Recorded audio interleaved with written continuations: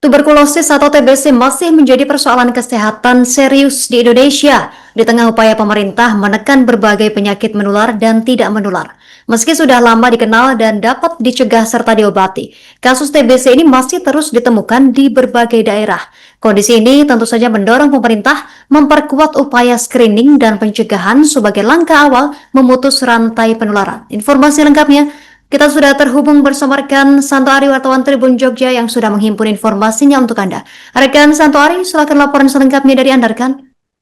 Baik, terima kasih rekan Justina. Tribuners dapat kami laporkan dari Yogyakarta, di mana selain penyakit tidak menular, screening tuberkulosis atau TBC juga masih menjadi perhatian dari pemerintah. Dan dari catatan Kementerian Kesehatan, di mana Indonesia saat ini berada di peringkat kedua dunia dengan jumlah kasus TBC tertinggi setelah India. Bahkan jika dilihat dari rasio jumlah penduduk, angka kasus TBC di Indonesia tercatat lebih tinggi. Kondisi tersebut mendorong Presiden menugaskan Kementerian Kesehatan untuk menangani persoalan TBC secara lebih serius dan menyeluruh. Salah satu pendekatan yang ditempuh adalah memperkuat kolaborasi lintas sektor, termasuk dengan menyasar kelompok pekerja sebagai bagian dari upaya pencegahan dan pengendalian. Di daerah istimewa Jakarta sendiri, Dinas Kesehatan mencatat sepanjang tahun 2025 kemarin, terdapat sekitar 6.360 kasus TBC yang terdiagnosis. Data ini menjadi dasar bagi Dinas Kesehatan untuk melakukan pelacakan secara aktif terhadap kontak erat para penderita, terutama mereka yang tinggal di serumah dan memiliki risiko penularan yang tinggi. Pelacakan dilakukan karena kuman TBC dapat berada dalam kondisi dorman atau tidak aktif dalam tubuh seseorang, dan selama daya tahan tubuh masih baik, kuman tersebut tidak menimbulkan gejala. Namun, ketika imunitas menurun, TBC dapat kembali aktif dan menyebabkan penyakit. Oleh karena itu, screening dini serta pemberian terapi pencegahan dinilai penting untuk menekan potensi penularan dan mencegah munculnya kasus baru. Upaya pelacakan kontak erat ini tidak bisa dilakukan oleh pemerintah semata, dan Dinas Kesehatan membutuhkan dukungan dan kolaborasi dari berbagai pihak, mulai dari pemerintah daerah, perangkat desa, hingga unsur masyarakat seperti Posyandu dan PKK maksud saya. Dan keterlibatan mereka dianggap krusial karena memiliki pemahaman yang paling dekat terhadap kondisi warga sekitar serta data kesehatan di wilayah masing-masing. Demikian rekan Justina yang bisa saya laporkan dari Yogyakarta. Kembali ke studio, terima kasih. Sekitar 6.000 tahun 2025 itu sekitar 6.360-an sepertinya yang terdiagnosis untuk TBC. Iya. Ya. Itu artinya perlu tracing lingkungan sekitar kan Pak ya? Nah, ini yang kemudian salah satu yang dalam kunjungan kerja Pak Wamen ini akan memastikan bahwa kasus yang 6.360 itu bersama tentunya Dinas Kesehatan Kabupaten Kota itu akan melakukan tracing terhadap yang terdiagnosis tersebut. Karena nanti akan ada program tracing itu, kemudian anggota keluarganya yang satu rumah atau berisiko itu juga dilakukan pemeriksaan atau screening untuk TBC. Dan kemudian kalau memang sudah kontak, itu kemudian harus diberikan namanya terapi pencegahan TB. Nah, terapi pencegahan TB itu penting. Kenapa?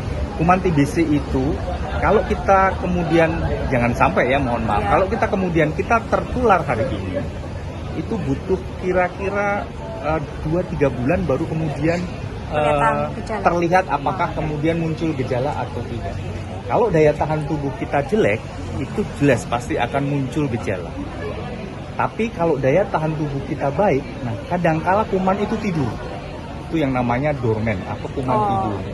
Pada saat daya tahan tubuh kita rendah, itu kemudian bisa bangkit dan kemudian menimbulkan gejala TBC.